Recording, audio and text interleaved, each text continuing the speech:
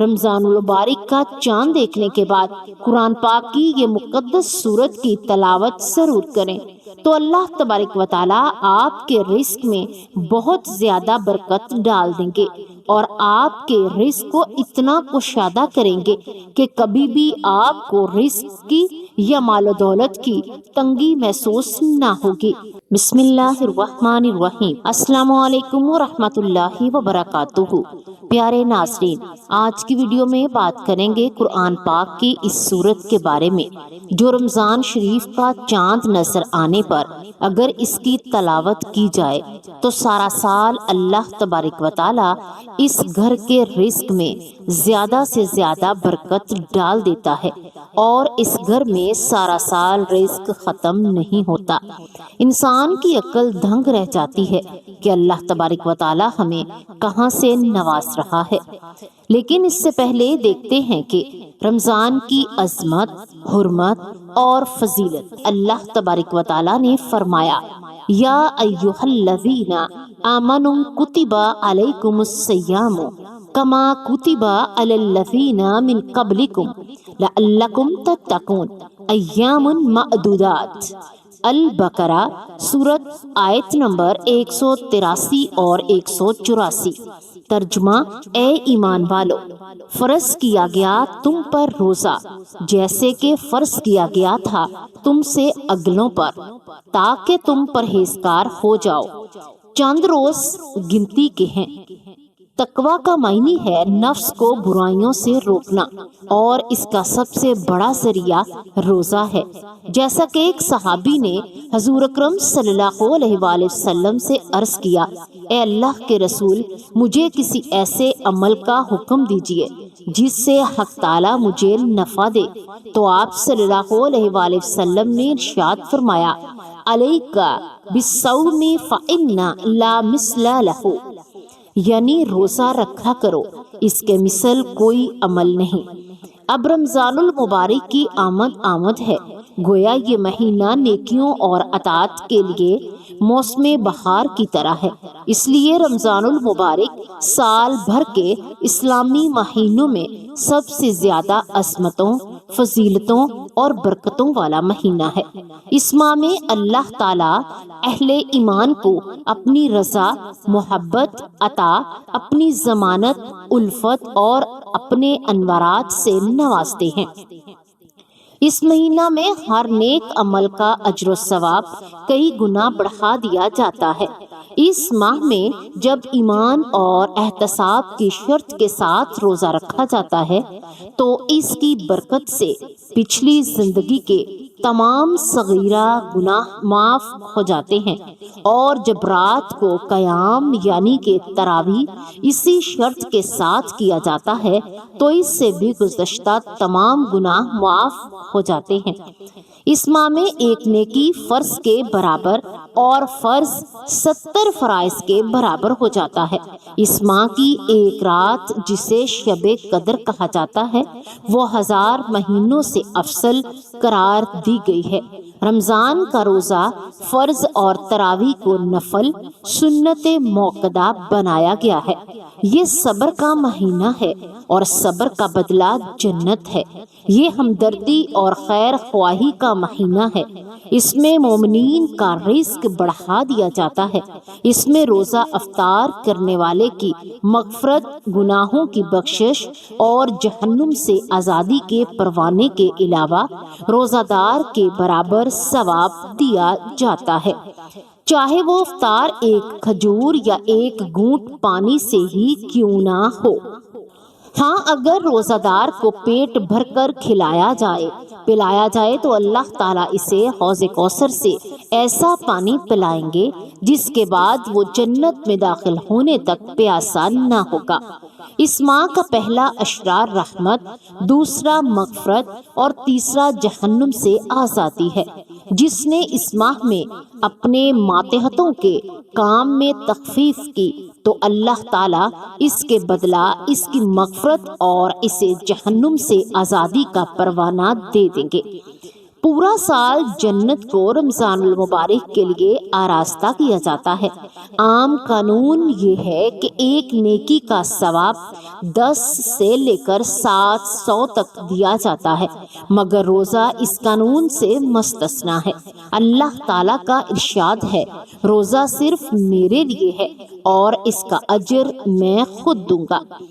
روزہ دار کو 2 خوشیاں ملتی ہیں، ایک افطار کے وقت اس کا روزہ جب مکمل ہوا اور دعا قبول ہوئی اور اللہ تعالیٰ کی نعمتوں سے روزہ افطار کیا، اور دوسری خوشی جب اللہ تعالیٰ سے ملاقات ہوگی۔ روزہ دار کے منہ کی بو جو معدہ کے خالی ہونے کی وجہ سے آتی ہے، اللہ تبارک و تعالیٰ کے نزدیک مشک سے زیادہ خوشبودار ہے۔ روزہ اور قرآن کریم دونوں بندے کی شفاعت کریں گے اور بندے کے حق میں دونوں کی شفاعت قبول کی جائے گی۔ اب چند وہ باتیں عرض کی جاتی ہیں جن کا حضور اکرم صلی اللہ علیہ وآلہ وسلم خود بھی اہتمام کیا کرتے تھے اور امت کو بھی اس کی تعلیم اور تلقین فرماتے تھے۔ حضور اکرم صلی اللہ علیہ وآلہ وسلم شعبان کی تاریخوں کی جس قدر نگہداشت فرماتے تھے اتنا دوسرے مہینوں کی نہیں فرماتے تھے۔ حضور اکرم صلی اللہ علیہ وآلہ وسلم نے ارشاد فرمایا، رمضان کی خاطر شعبان کے چاند کا اہتمام کیا کرو۔ آپ صلی اللہ علیہ وآلہ وسلم نے سحری کھانے کا حکم فرمایا کہ سحری کھایا کرو، کیونکہ سحری کھانے میں برکت ہوتی ہے، اور فرمایا ہمارے اور اہل کتاب کے روزے کے درمیان سحری کھانے کا فرق ہے، یعنی اہل کتاب کو سو جانے کے بعد کھانا پینا ممنوع تھا اور ہمیں صبح صادق کے طلوع ہونے سے پہلے تک اس کی اجازت ہے۔ آپ صلی اللہ علیہ وآلہ وسلم نے فرمایا، لوگ ہمیشہ خیر پر رہیں گے جب تک کہ غروب آفتاب کے بعد افطار میں جلدی کرتے رہیں گے۔ افطار کی دعا، ذهب الظما وابتلت العروق وثبت الاجر انشاء اللہ۔ پیاس جاتی رہی، انتڑیاں تربتر ہو گئیں اور اجر انشاءاللہ ثابت ہو گیا۔ اسی طرح اللہم انی لکا سمت وبک آمنت وعلیک توکلت وعلی رزقک افطرت۔ ترجمہ، اے اللہ، بے شک میں نے تیرے لیے روزہ رکھا اور تجھ پر ایمان لایا اور تجھ پر ہی بھروسہ کیا، اور تیرے ہی عطا کیے ہوئے رزق سے میں نے افطار کیا۔ رمضان میں ذکر کرنے والا بخشا جاتا ہے اور اس ماہ میں مانگنے والا بے مراد نہیں رہتا۔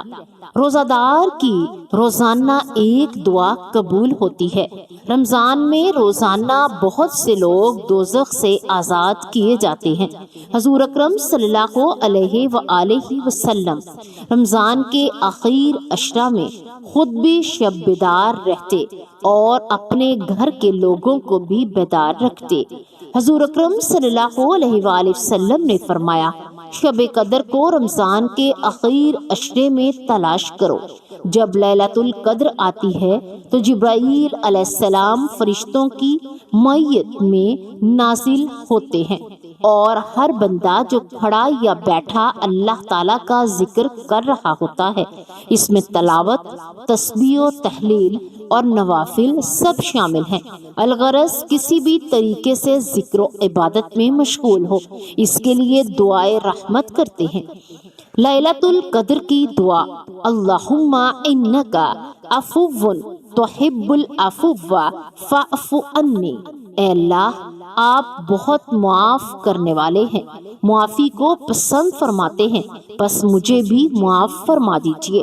اگر کسی نے بغیر عذر اور بیماری کے رمضان کا ایک روزہ بھی چھوڑ دیا، خواہ وہ ساری زندگی روزہ رکھتا رہے، وہ اس کی تلافی نہیں کر سکتا۔ رمضان میں 4 کام کثرت سے کیے جائیں، 2 کام جن سے اللہ راضی ہوتے ہیں۔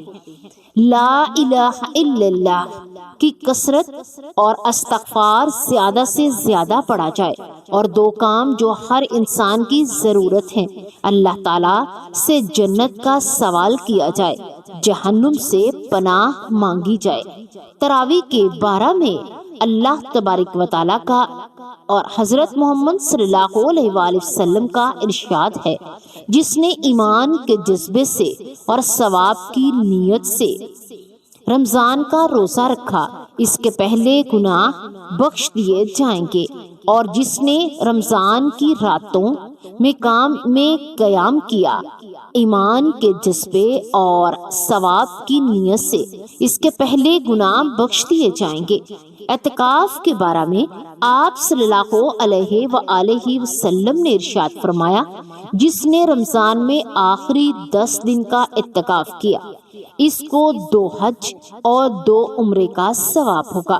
دوسری حدیث میں ہے کہ جس نے اللہ تعالیٰ کی رضا جوئی کی خاطر 1 دن کا بھی اعتکاف کیا، تو اللہ تعالیٰ اس کے اور دوزخ کے درمیان ایسی 3 خندقیں بنا دیں گے کہ ہر خندق کا فاصلہ مشرق و مغرب سے زیادہ ہوگا۔ رمضان میں قرآن کریم کا دور اور جو 2 سخاوت کی جائے، اللہ تعالیٰ اس کے لیے آپ صلی اللہ علیہ وآلہ وسلم جو 2 سخاوت میں ہیں وہ تمام انسانوں سے بڑھ کر تھے، اور رمضان کریم میں آپ کی سخاوت بہت بڑھ جاتی تھی۔ حضرت جبرائیل علیہ السلام کی ہر رات میں آ کر آپ صلی اللہ علیہ وآلہ وسلم سے قرآن کریم کا دور کیا کرتے تھے۔ روزہ کی حالت میں بیہودہ باتوں مثلاً غیبت، بہتان، گالی گلوچ، لعن طعن، غلط بیانی، تمام گناہوں سے پرہیز کیا جائے، ورنہ سوائے بھوکا پیاسا رہنے کے کچھ بھی حاصل نہ ہوگا۔ اگر کوئی دوسرا آ کر ناشائستہ بات کرے تو یہ کہہ دیں کہ میں روزہ سے ہوں، کیونکہ روزہ ڈھال ہے، جب تک کوئی اس کو پھاڑے نہیں، اور یہ ڈھال جھوٹ اور غیبت سے پھٹ جاتی ہے۔ یہ مہینہ گویا ایمان اور اعمال کو ریچارج کرنے کے لیے آتا ہے۔ رمضان عربی کا لفظ ہے، جس کا اردو میں معنی ہی شدت حرارت کے ہیں، یعنی اس ماہ میں اللہ رب العزت روزہ کی برکت اور اپنی رحمت خاصہ کے ذریعہ اہل ایمان کے گناہوں کو جلا دیتے ہیں اور ان کی بخشش فرما دیتے ہیں۔ حضرت ابو ہریرہ رضی اللہ تعالی عنہ حضور پاک صلی اللہ علیہ وآلہ وسلم کا ارشاد نقل کرتے ہیں، اذا دخل الرمضان فتحت ابواب الاسماء وفی روایتہ فتحت ابواب الجنہ واغلقت ابواب جہنم وسلسلۃ الشیطان وفی روایتہ فتحت ابواب رحمہ۔ رسول اکرم صلی اللہ علیہ وآلہ وسلم کا ارشاد ہے کہ جب رمضان آتا ہے تو آسمان کے دروازے کھول دیے جاتے ہیں، اور ایک روایت میں ہے کہ جنت کے دروازے کھول دیے جاتے ہیں اور دوزخ کے دروازے بند کر دیے جاتے ہیں اور شیاطین جکڑ دیے جاتے ہیں، اور ایک روایت میں بجائے ابواب جنت کے ابواب رحمت کھول دیے جانے کا ذکر ہے۔ قاضی ایاز رحمۃ اللہ علیہ فرماتے ہیں کہ یہ حدیث ظاہری معنون پر بھی محمول ہو سکتی ہے، لہٰذا جنت کے دروازوں کا کھلنا، دوزخ کے دروازوں کا بند ہونا اور شیاطین کا قید ہونا اس مہینے کی آمد کی اطلاع اور اس کی عظمت، حرمت، فضیلت کی وجہ سے ہے۔ شیاطین کا بند ہونا اس لیے ہو سکتا ہے کہ وہ اہل ایمان کو وسوسوں میں مبتلا کر کے ایمانی اور روحانی اعتبار سے ایذا نہ پہنچا سکیں، جیسا کہ دستور زمانہ بھی ہے کہ جب کوئی اہم موقع ہوتا ہے تو خصوصی انتظامات کیے جاتے ہیں، تمام شرپسندوں کو قید کر دیا جاتا ہے تاکہ وہ اس موقع پر کوئی رخنا فتنہ پیدا نہ کرے، اور حکومت اپنے حفاظتی دستوں کو ہر طرف پھیلا دیتی ہے۔ یہی حال رمضان المبارک میں بھی ہوتا ہے کہ شیطانوں کو قید کر دیا جاتا ہے، اور اس سے مجازی معنی بھی مراد لیے جا سکتے ہیں، کیونکہ شیاطین کا اکسانا اس ماہ میں کم ہو جاتا ہے اور اس لیے گویا وہ قید ہو جاتے ہیں۔ اور یہ بھی ممکن ہے کہ جنت کے دروازے کھولنے سے مراد یہ ہے کہ اللہ تعالیٰ اپنے بندوں پر اطاعت اور عبادات کے دروازے اس ماہ میں کھول دیتا ہے۔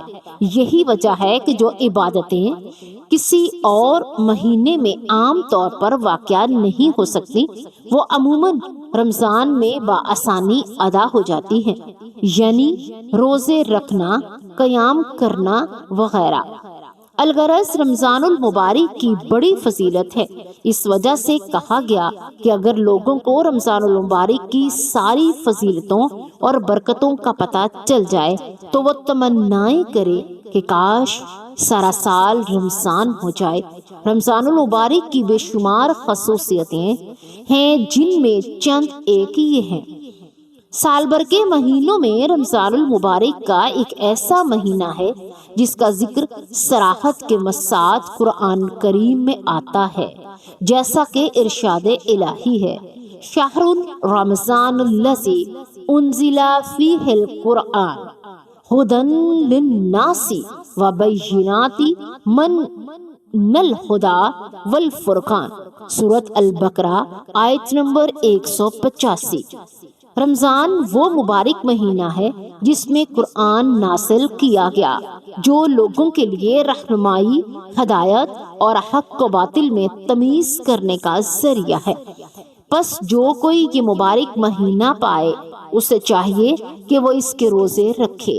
اسی ماہ کو شب قدر میں لوح محفوظ میں آسمان دنیا پر مکمل قرآن کریم کا نزول ہوا، جیسا کہ ارشاد خداوندی ہے، اِنَّا أَنزَلْنَاهُ فِي لَيْلَةِ الْقَدْرِ وَمَا أَدْرَاكَ مَا لَيْلَةُ الْقَدْرِ لَيْلَةُ الْقَدْرِ خَيْرٌ مِّنْ أَلْفِ الشَّهْرِ تَنَزَّلُ الْمَلَائِكَةُ وَالرُّوحُ فِيهَا بِإِذْنِ رَبِّهِم مِّن كُلِّ أَمْرٍ سَلَامٌ هِيَ حَتَّىٰ مَطْلَعِ الْفَجْرِ۔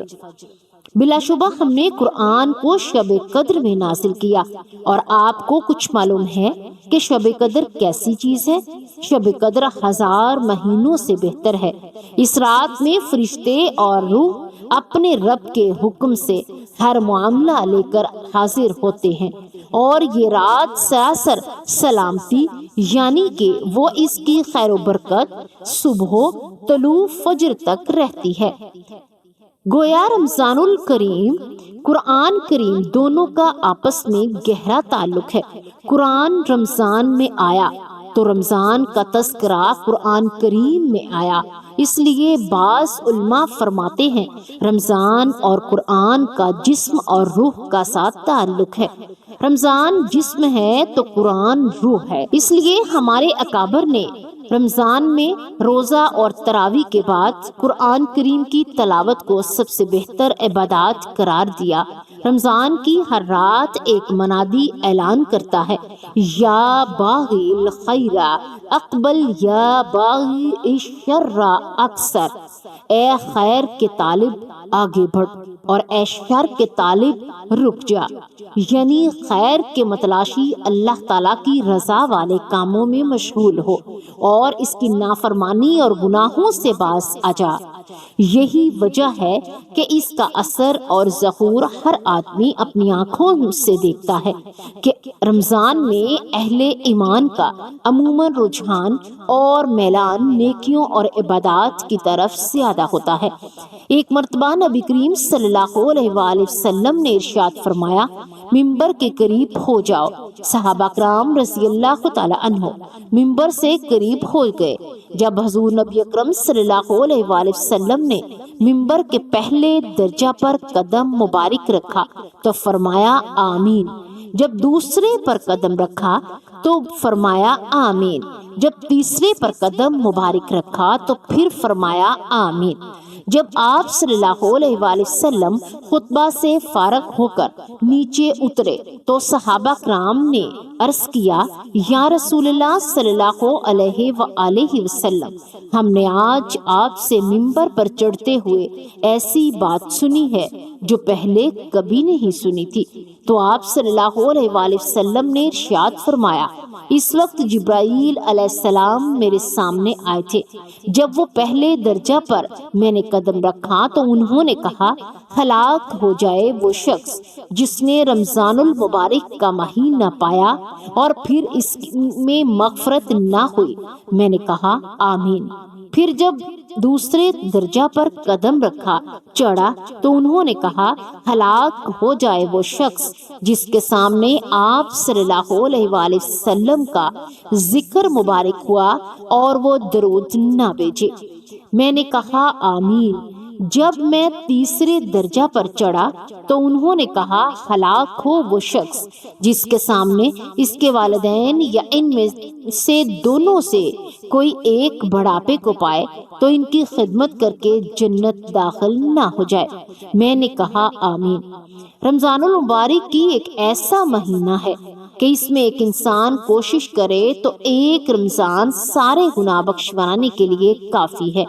جو شخص رمضان المبارک کے روزے رکھے اور یہ یقین کر کے رکھے کہ اللہ تعالیٰ کے تمام وعدے سچے ہیں اور وہ تمام اعمال حسنہ کا بہترین بدلہ عطا فرمائے گا، تو رسول اکرم صلی اللہ علیہ وآلہ وسلم کا ارشاد ہے، من قام رمضان ایمانا و احتسابا غفر لہ ما تقدم من ذنبہ وما تاخر۔ جو شخص مسلمان ایمان کے ساتھ اور ثواب کی امید رکھتے ہوئے رمضان میں قیام کرے، یعنی تراویح اور نوافل وغیرہ پڑھے گا، اس کے پچھلے اور اگلے سب صغیرہ گناہ معاف کر دیے جائیں گے۔ ایمان اور احتساب کا مطلب ہے کہ اللہ تعالیٰ کے تمام وعدوں پر یقین کامل ہو اور ہر عمل پر ثواب کی نیت اور اخلاص و لیت اور رضا الہی کا حصول پیش نظر ہو۔ دین کے جتنے ارکان ہیں وہ طاقت پیدا کرتے ہیں، یعنی ایک عبادت دوسری عبادت کے لیے معاون مددگار ہوتی ہے اور تقویت کا باعث بنتی ہے۔ اسی طرح رمضان کا روزہ سال کے پورے 11 مہینوں کی عبادت کے لیے طاقت پیدا کرتا ہے۔ روزہ کی وجہ سے دوسری عبادات کی ادائیگی کا ذوق شوق پیدا ہوتا ہے اور توانائی ملتی رہتی ہے۔ اگر فرض روزہ کے تمام تقاضوں کا لحاظ رکھا گیا تو اس کا اثر پورے 11 مہینوں پر پڑے گا اور روزہ دار کی زندگی میں ایک نمایاں تبدیلی ہوگی۔ روزہ جن چیزوں سے معمور کیا گیا ہے اس کا لحاظ رکھا جائے۔ روزہ کا منشا یہ معلوم ہوتا ہے کہ زیادہ سے زیادہ اللہ تعالیٰ کی طرف متوجہ ہوا جائے، یعنی روزہ کے ساتھ ساتھ تراویح، اشراق، چاشت، اوابین، صلاۃ الحاجت، صلاۃ التسبیح، تلاوت قرآن پاک، اللہ تعالیٰ کا ذکر، صدقہ، خیرات، عشرہ اخیر کے اعتکاف کی کوشش، شب قدر کی تلاش اور دعاؤں کی کثرت کا معمول بنایا جائے اور جتنا ہو سکے ان پر عمل کیا جائے۔ اس ماہ میں غریبوں، یتیموں، بیواؤں اور مسکینوں کے ساتھ احسار اور ہمدردی کا معاملہ کیا جائے اور ان پر سخاوت کی جائے۔ یہ اس لیے کہ ایک تو ان کا حق ہے اور دوسرا اس لیے کہ صدقہ خیرات کرنے سے ممکن ہے کہ اللہ کسی بندے کا دل خوش ہو جائے تو اللہ تعالیٰ اس کو قبول فرمائے اور ہمارا مقصد پورا ہو جائے۔ یا ہو سکتا ہے کہ ہماری عبادت، ہماری تلاوت، ہماری نمازوں میں کوئی کمی رہ گئی ہو، اس قابل نہ ہو کہ وہ قبولیت کا مقام حاصل کر سکیں، تو اللہ تبارک و تعالیٰ کی راہ میں خرچ کرنے سے ممکن ہے کہ اللہ تعالیٰ انہیں قبولیت عطا فرما دے۔ اس لیے اس ماہ میں ہمیں پوری طرح خیرات، صدقات کی طرف متوجہ ہونا ہے۔ بہرحال اس کی عظمتوں، برکتوں اور خصوصیتوں کا تقاضا یہ ہے کہ اس کی حرمت کا پورا لحاظ رکھتے ہوئے رمضان المبارک کا شاہی مہمان ہے جو ہمارے پاس بوجھ بن کر نہیں، رحمت کی موج بن کر آتا ہے، اس لیے اس کے منافی کوئی کام نہ کرے۔ علماء نے کہا ہے کہ ایک یہودی نے اپنے بیٹے کو رمضان کے دن میں کھاتے پیتے دیکھا تو اسے مارا کہ تو نے اس کی حرمت کو باقی نہ رکھا۔ کہتے ہیں کہ پھر اس ہفتہ اس کا انتقال ہو گیا تو شہر کے کسی عالم نے خواب میں دیکھا کہ وہ جنت میں ہے۔ تعجب سے پوچھا، میاں تم یہاں کیسے؟ تو اس نے کہا، جب میری موت کا وقت آیا تو حرمت رمضان کی وجہ سے مجھے کلمہ پڑھا کر مشرف با اسلام کر دیا اور الحمدللہ میرا خاتمہ ایمان پر ہوا۔ پیارے ناظرین، قرآن پاک کی وہ مقدس اور پیاری سورۃ الفتح ہے جو کوئی رمضان شریف کا چاند دیکھنے کے بعد سورۃ الفتح کی تلاوت کرتا ہے تو ایک بار یا 3 بار تو اللہ تبارک و تعالی اس کے گھر میں رزق میں ایسی برکت ڈالتا ہے کہ سارا سال اس کے گھر میں رزق کی کبھی بھی تنگی نہیں آتی۔ اس لیے آپ بھی رمضان المبارک کا چاند دیکھنے کے بعد قرآن پاک کی یہ مقدس سورت کی تلاوت ضرور کریں تو اللہ تبارک و تعالی آپ کے رزق میں بہت زیادہ برکت ڈال دیں گے اور آپ کے رزق کو اتنا کشادہ کریں گے کہ کبھی بھی آپ کو رزق کی یا مال و دولت کی تنگی محسوس نہ ہوگی انشاءاللہ۔ اللہ تبارک و تعالیٰ سے دعا ہے کہ ہمیں رمضان المبارک کی قدر کرنے کی توفیق عطا فرمائے، ہماری تمام عبادات کو قبول فرمائے اور آخرت میں حضور پاک صلی اللہ علیہ وآلہ وسلم کی شفاعت کے طفیل جنت الفردوس میں اعلیٰ درجہ نصیب فرمائے، آمین یا رب العالمین۔